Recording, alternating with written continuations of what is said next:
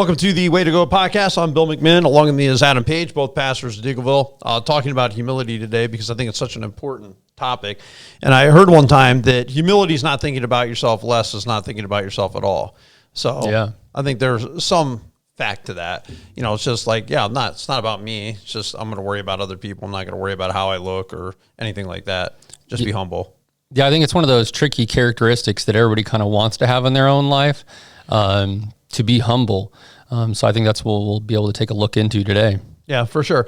And to me, I think that pride is, as a guy I've been around for a while, I've been around in ministry for a while, I've seen different people rise up, different people fall down. And oftentimes what I've seen is the people who get prideful are the ones that tend to fall on their face. So if you're getting into that thing where it's so subtle, insidious. Like pride is tough to track sometimes in yourself. You could easily see it in somebody else, perhaps. I think it's harder when you're looking within.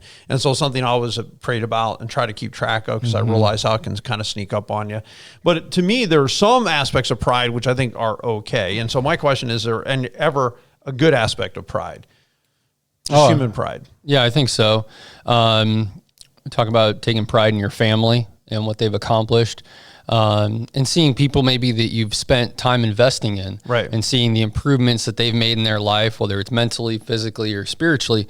And as they accomplish goals, I think you can take pride in, the work that you've put into them and what you've invested, and God's work that He's done in your life. Yeah, not in a way of taking credit for it. A lot of times when I would say I'm proud of my children, it would be more like saying I'm happy about it. Yeah, and I think there's that sense in where we use pride, where I'm happy about it, and there's a sense where we use pride like, you should take a little pride in your work. You should take a pride in your health and whatnot to motivate yourself. And how your house looks and keeping it clean and things like that. I mean, I don't think there's anything wrong with, hey, have a little pride, keep this place looking nice so you don't have to be embarrassed if somebody comes over. So, and all that kind of, even in your own property, I think it's fine because it's not the kind of pride where you're taking credit for it or saying, look at me. It's just, you want to, in your own perspective, just say, hey, I got to have a sense. I got to challenge myself to keep myself in shape. I don't know how it is for you, but for me, it's not like there's anyone who challenges you to run. You challenge yourself to run. There's no one who challenges you to do better or read your Bible more.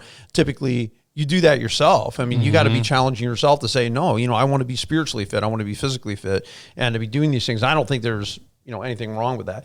But one of the aspects of pride where you're getting so prideful that God's going to humble you where you think you're all that, you think you're more important than you are, your kind of head gets exalted. It says or puffed up. It says in James 4:6, but He gives us more grace. That is why Scripture says God opposes the proud, but shows favor to the humble. Yeah. I think that's a great verse. One of the things that kind of stuck out to me as we were preparing for this is my dad used to have a saying of don't be in love with yourself. And, I always kind of wondered as a kid what that meant.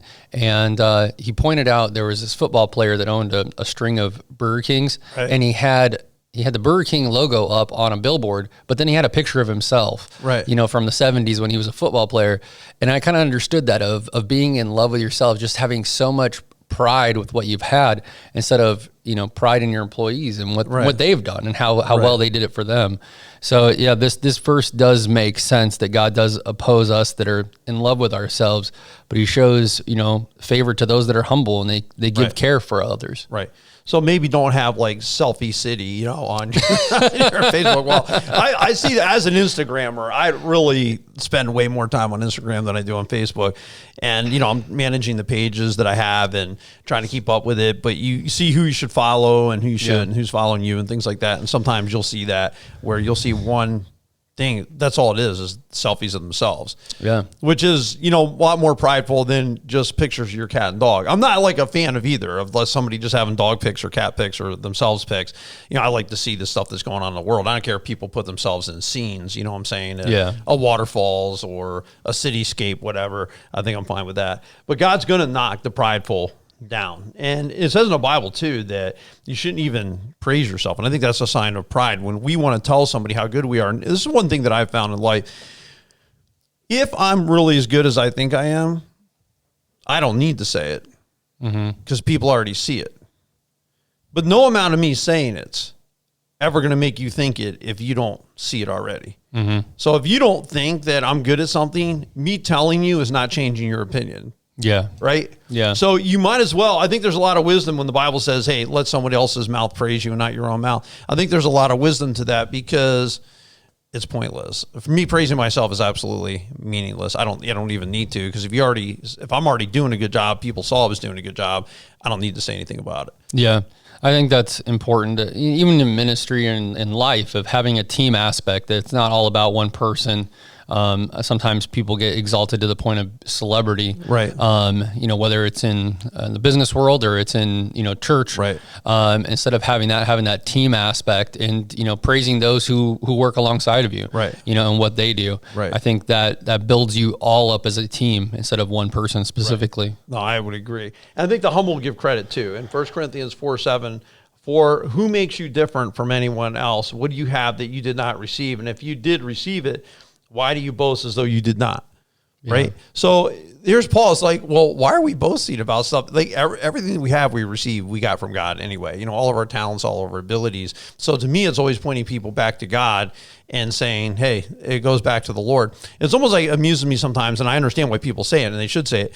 But you'll put up a picture of a sunset, let's say, and you'll see, people say beautiful, beautiful, beautiful is great.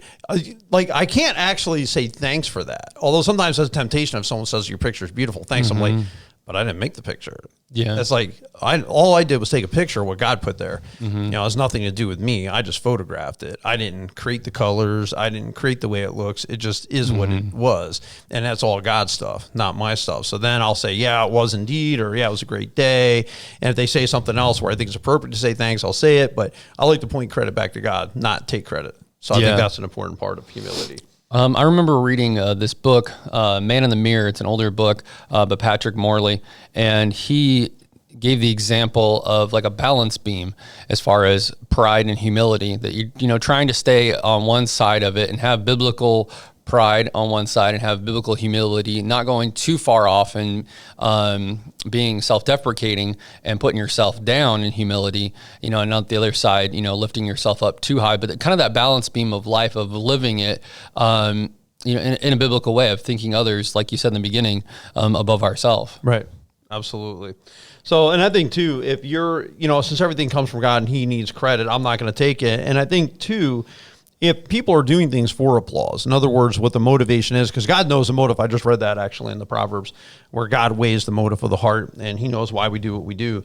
But if we're doing it for people to applaud us or say we're great, that's the only reward we'll ever get. And you see it in Matthew 6 where God was talking to the Pharisees, hey, you guys are praying to be seen, you fast to be seen, you give to be seen.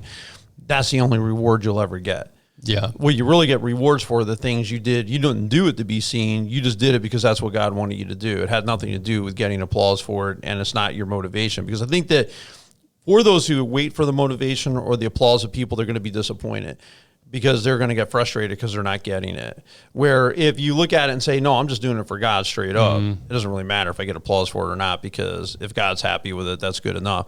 Then you don't worry about it. You just go do your job, you do your thing, you want God to use it. You're more interested in, did it impact somebody or did I help somebody, rather than somebody's applauding you for it. Let me ask you this question. When you get done preaching, and I know this is always kind of a tricky thing when you're preaching, is after it's all over with and people are walking out the door and shaking your hand, and they tell you, great job, good job, way to go, that was a fantastic sermon. How do you respond to that in humility without being prideful? To me, I mean, well, if you hear it 3 or 4 times a Sunday or 5 or 6 or whatever, I mean, you're not everyone. Most people are just saying, hey, how are you doing? Things like that. Yeah. For those who say it, I'll just say, hey, I give the Lord all the credit in the world, and that's it. I don't really put a lot of stock into it, to be honest with you. Like, it doesn't seem to motivate me much. Yeah. I don't know why, but it doesn't. It's just, I mean, I hear stuff all the time, and I won't even comment. Don't even tell my wife about it.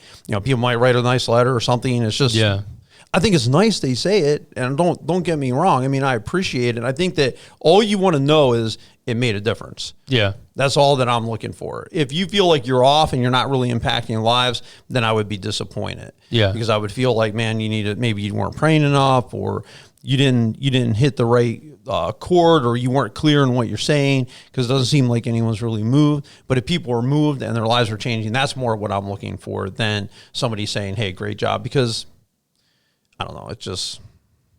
Yeah, I think that's a great example of humility in it. Yeah. So, but the Pharisees had to do what they wanted to do to be seen.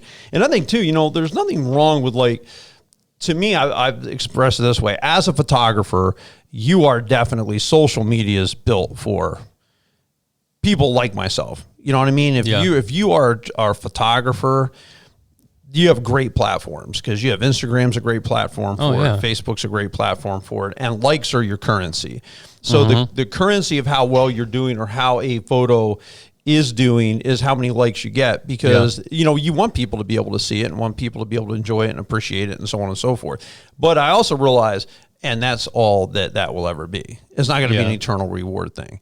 I think it's okay. I think it's okay to do it. I think it's okay to have pictures, because I want people to see what's out there. I want to inspire people to get off their couch, go to the beach, watch a sunset, get in a kayak, take a walk, do something different, go somewhere to eat you've never gone before. Yeah, I want to do that, because I think that we should do it. We should enjoy life. That's what the Bible teaches. Have fun, do good. And I want to inspire people to do that. But I also realize, there's no real eternal reward in that. That's it. Somebody gave you a like on Instagram. That's all the value that it has. So you have to still have in your portfolio of living things that are done for God, things that are for the kingdom purely and solely. Yeah, I think sometimes we get caught up too much in the likes and all of that entails, and getting excited about that versus going out and living the adventure like you were talking about. Right. And the humble aren't worried about how they look. It says in Proverbs 18:12, before a downfall, the heart is haughty, but humility comes before honor. And I'm focusing on humility comes before honor. It doesn't just be humble. It doesn't really matter how you look. And I think with the silly human pride, we worry, does the picture make me look fat? What's the look on my face? And I do get that, because I will, if I'm taking pictures of somebody, I will have them. You tell me which one you like the best. That's the one I'll use on social media. Yeah, of course. I'll let them weigh in on it, because if they don't like the way they look, or I try to make sure, like if we did a picture of all of us, I try to make sure I have a photo that no one has, their eyes closed. And if I look better in a photo, but your eyes were open in one, if we were together and they were closed in the one I look better in, I'm not going to use the one I look better in. Because if it doesn't make you, if your eyes are closed, I'm not going to use it. Yeah. I'm going to use the one that makes everybody, is best for everybody, not just me. And I think that sometimes people can get caught up in those kind of things. But if we don't worry and we don't have that silly human pride, then we can apologize when we're wrong, because we realize, hey, we're not perfect. We can laugh at ourselves. And I think that's one of the great abilities that we can have, is just, we got to be able to laugh at ourselves, honestly. To be able to say, somebody's busting our chops or whatever, or if I make a mistake and people are laughing about it, I want to laugh about it too, because, I made a mistake. Yeah, I said the wrong thing. You're right. That's pretty funny.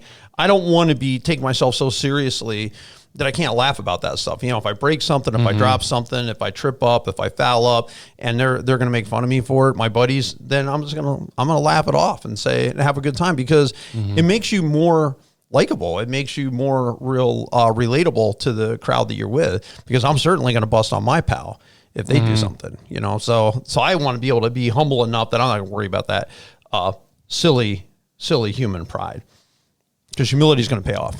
Yeah, I think it's a balance of that and sensitivity, depending on, who you're working with. It's one way if it's with guys. Another thing if you're working with, ladies or kids, or, somebody who's more sensitive, I think of, kind of having that balance there, of like humility, like we're talking about, to be able to joke around and have fun with them, but to be able to show them love through our actions and our words too. Yeah. I don't know. Personally, like, I don't tease people that can't take it.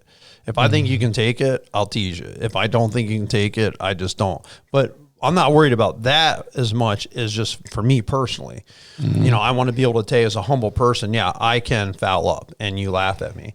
I can do something and you make fun of it, and I'm going to laugh with you, because I don't want to take myself so, oh my goodness, I didn't look just perfect. I've just found, as I've gone through life, it doesn't really matter. No one's scrutinizing it that hard. Just get it out there. Don't overthink it.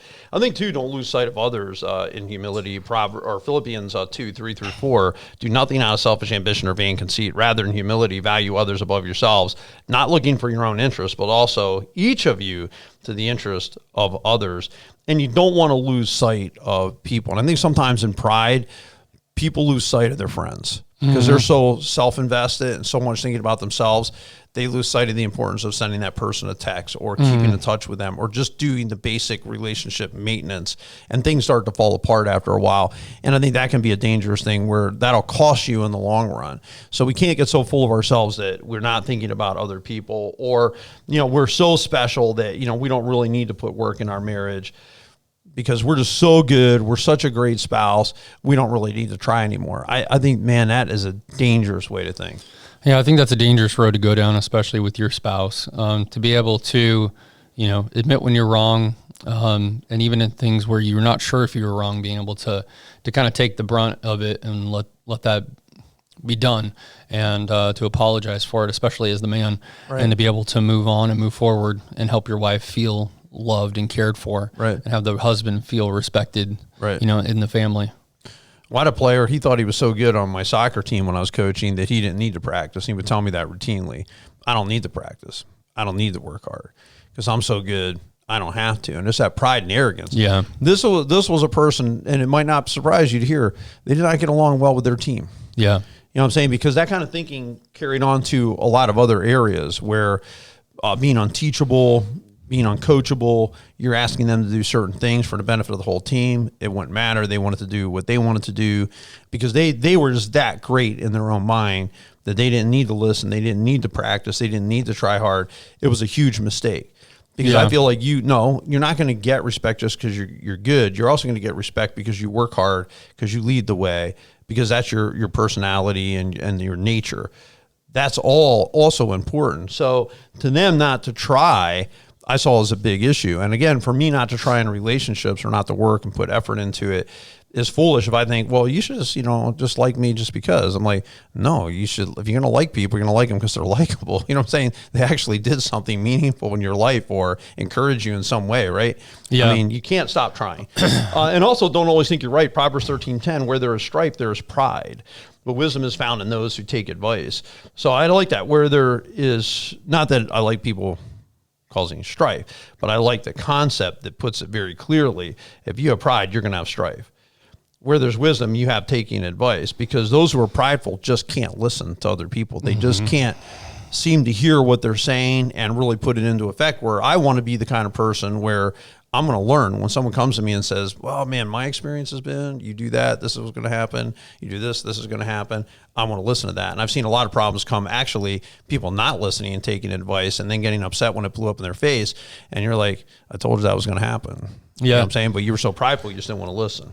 That was kind of interesting. I watched a documentary on Netflix of The Last Dance, and it was about the Chicago Bulls with Dennis Rodman and Michael Jordan and Scottie Pippen, and Phil Jackson was their coach. And it was interesting. These guys obviously had pride. They're extremely talented, but he invested in each one of their lives and was able to speak to them as a friend to be able to coach them. I thought that was really interesting, of just the importance of being able to develop a friendship with those who are talented, and then those that might not be as talented, to be able to speak to them as a friend and be able to coach them along. I think that was a real talent that he had. Which is a great coach.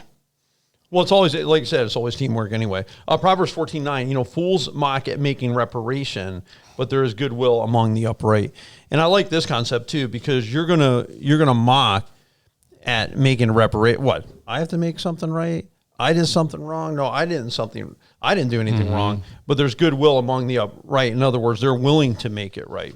And I think another aspect of pride too is just don't envy people. Listen to this, Proverbs 14:30. I like this.